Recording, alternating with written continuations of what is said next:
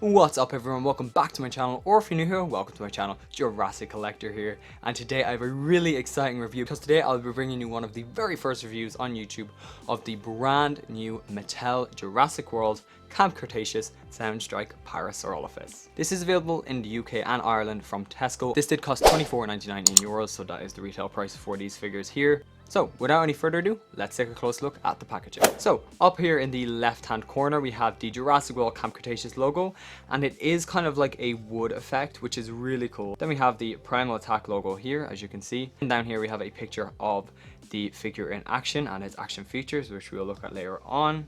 We can see it says Soundstrike Parasaurolophus, and then there we have Toro and some kids. Now we don't know the kids' names just yet, but we know that this is Toro. Then when we move up here and take a closer look at the rest of the packaging, we can see it looks really cool as well. So here we have a Netflix original series tag in the top right hand corner, and then we have a little emblem there that lets you know this figure does make sounds. In the back there we can see the rest of the actual Camp Cretaceous packaging, so that is what makes it different from the Primal Attack packaging. So we can see some like redwood trees, and we can see like a bridge, and we can see some even like huts here in the trees. It's kind of cut out and like hidden, but they're there.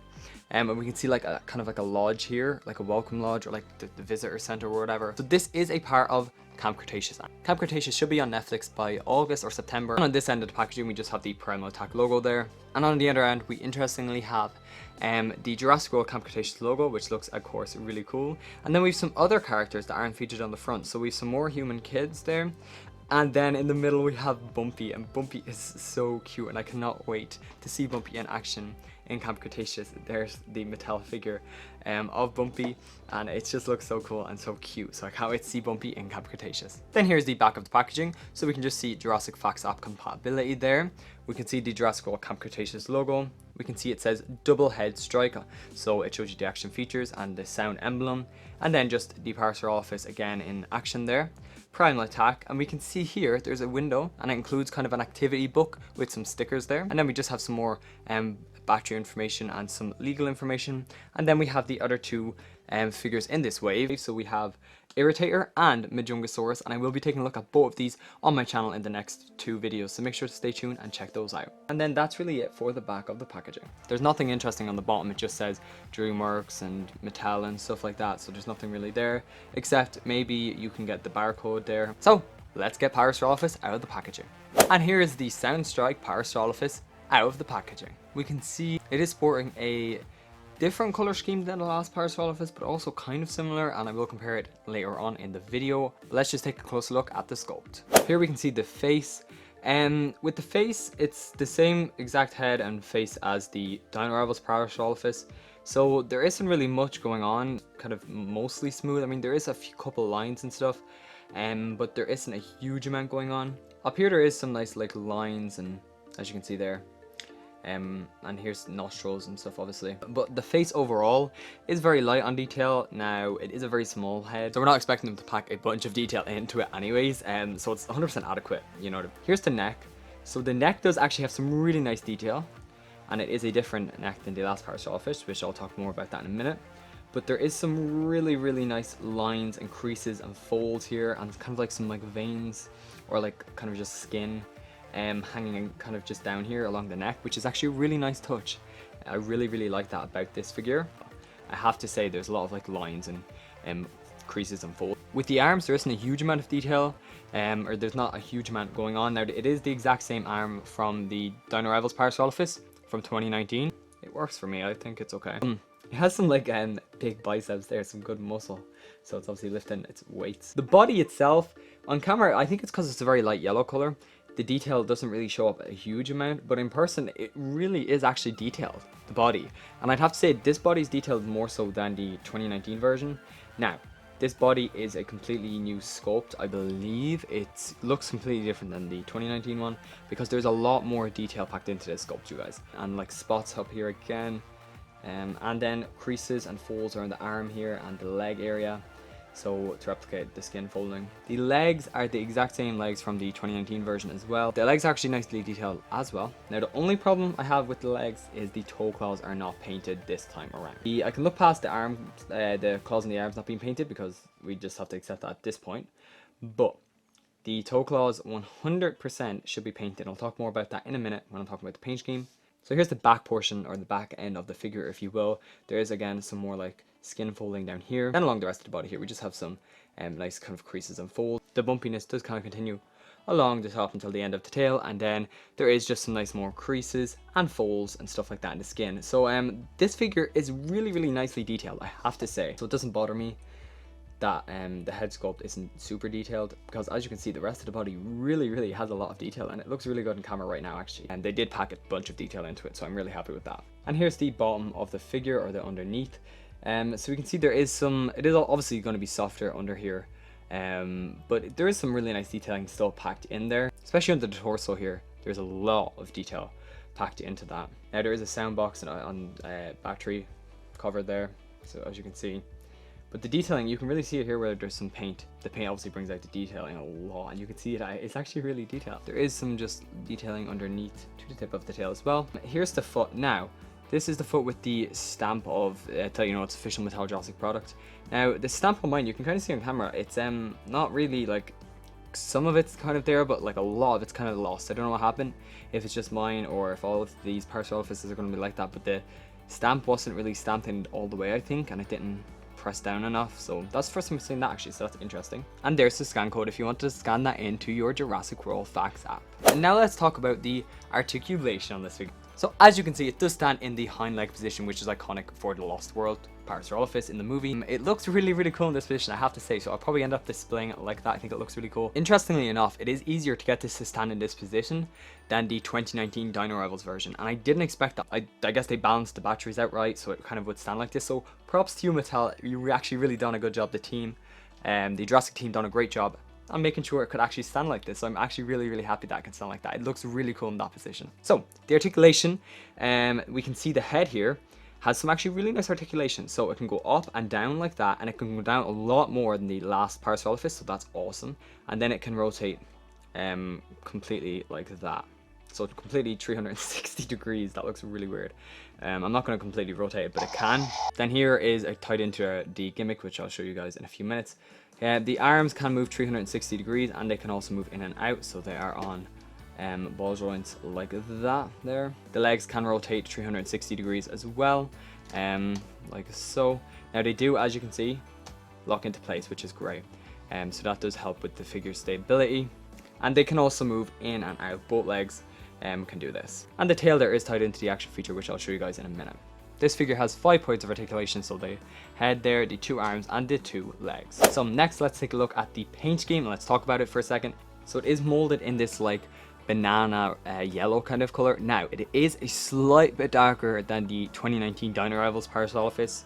It's very slight, but it is darker, because I did just compare. I'll show you guys in a minute, but it is slightly darker. Then of course it has the signature Mattel kind of flecks or like speckles. I don't know what it is, but they put it into all of these Mattel Jurassic toys. So it is on this figure, it is like a light red or kind of like a pinky color, and that is of course speckled throughout from head to the tip of the tail. So the eye is black, and it just has a circle pupil, and that is just the yellow that's underneath it. So there's just a slit there for the yellow underneath to show. Then here the beak is painted on top, but the bottom part of the beak is not painted, unfortunately. So there is this kind of like light brown from the beak to the tip of the crest here. I think this is a crest, maybe not, I'm not sure. Correct me in the comments down below if I'm wrong, but I think it's called a crest. And then we do have that like pink metallic color, kind of just like on a portion of it there. As you can see, it starts there and stops there.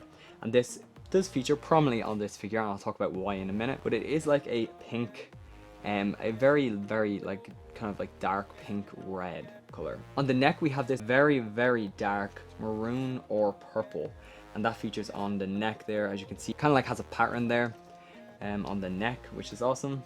The claws on the front are not painted. Then here we have that, it's the exact same dark maroon on the neck here, and we can see it's just patterned along the figure. This figure looks so good on camera, but this pink that we can see here does feature prominently on the main body of the figure as well. So we can see there it's on the entire main body itself. On camera this looks really red. It looks like a red, and kind of like shade shifts to like a pink.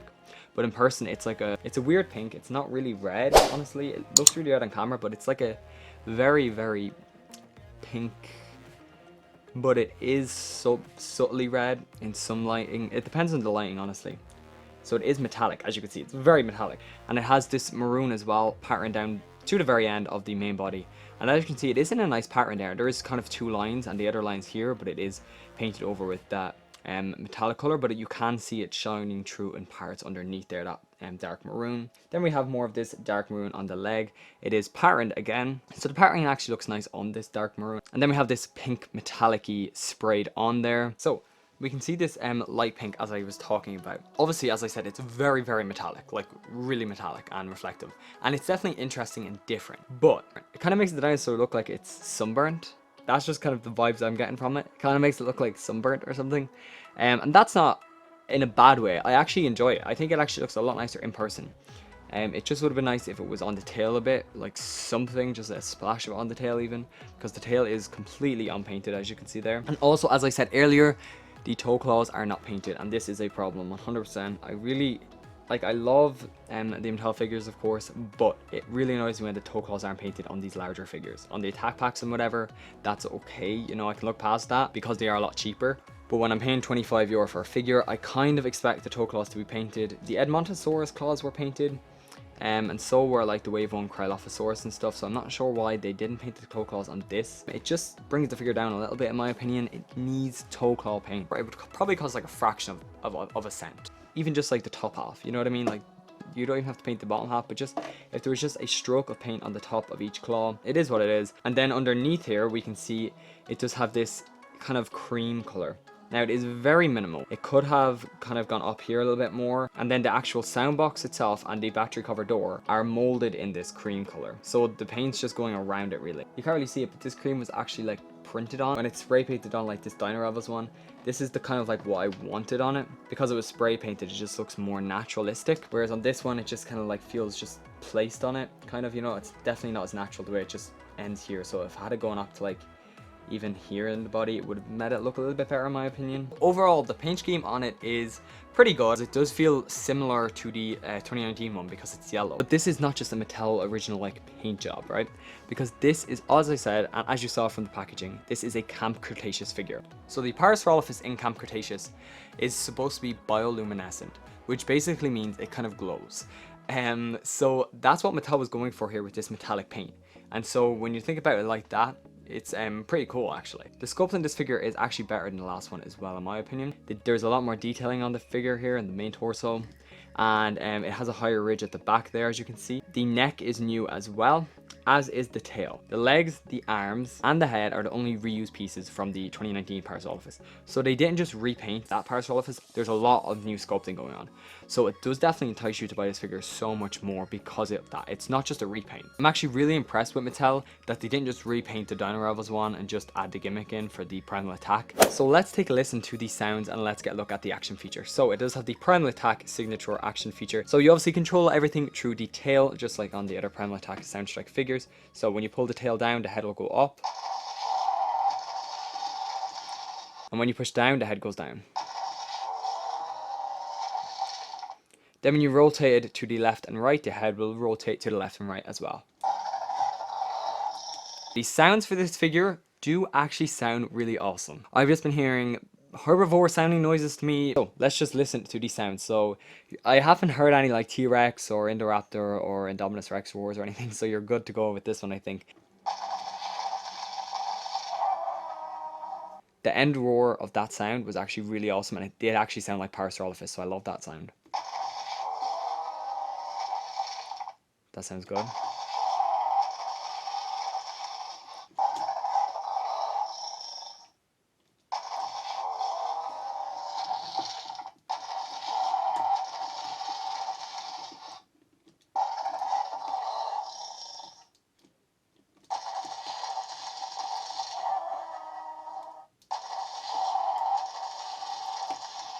So overall, I'm actually really impressed with the sounds in this figure, you guys. 100% Mattel has definitely improved on this figure. The sounds in this figure all sound like herbivores to me, 100%. I definitely didn't hear any T-Rex or Indominus Rex or any carnivore sounding noises. I just heard kind of herbivore noises. Overall, the sounds in this one are really impressive. So that is definitely a huge step in the right direction for Mattel. So here's the two Parasaurolophus Parasaurolophus, I'm not sure. So we have the 2019 Dino Rebels version, and then we have the new 2020 Camp Cretaceous Primal Attack figure. As I said earlier, they are similar because they're both yellow, right? That's the main consensus from this. They're both yellow, so that's what makes them look similar. As I mentioned earlier, this neck is new because we can see this new one is a lot longer and it's slimmer than this older 2019 Dino Rebels version.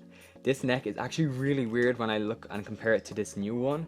This new neck is so much better. I don't know, this old one just looks really weird now. And also the ridge on the back is a lot higher on this new one, so it's down low, and as you can see, it comes up a lot higher. We can see it really actually makes the new figure taller. The tail on the new one is also resculpted and retooled because it is obviously a lot thicker than the Dino Rebels version here. So there is a lot of incentives for you to pick up the new Primal Attack Camp Cretaceous version. And here's the Parasaurolophus next to the new Triceratops as well. The Parasaurolophus is taller than the Triceratops. These 100% look great together, and when you put this Parasaurolophus up in that position, it looks so cool. So here's Bumpy, the baby Ankylosaurus, with the Parasaurolophus. Now both of these are from the Camp Cretaceous show, so I can't wait to see both of these on the screen in August or September, whenever Camp Cretaceous is actually released. And here's our human next to the dinosaur. So we've good old Alan Grant with the Parasaurolophus, but these look really cool together. And here's the Parasaurolophus standing on its hind legs with the Bite and Fight T-Rex. And now here I just have Parasaurolophus in its normal,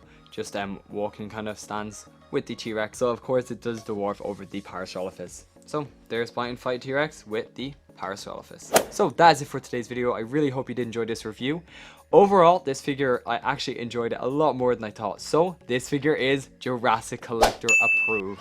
I would recommend that you guys pick this up because it's actually an awesome figure. The paint scheme, I probably still do prefer the Dino Rebels paint scheme still, just because it is similar to the Lost World. But on this new figure, the sculpt, the body and the neck and the tail, it feels a lot better to me, and it just looks a lot cooler. And it stands on its back two legs easier. Now it kind of does still tipple over a little bit, so just be careful with that, but it does stand on its hind legs a lot easier than the 2019 version did. The action features awesome. The sounds are great on this figure. As you heard, it sounded like a herbivore. The only complaint I have about the paint scheme, one complaint, is the toe claws are not painted. Thank you so much for watching this video, guys. I really did hope you enjoy it. If you did, make sure to hit that like button.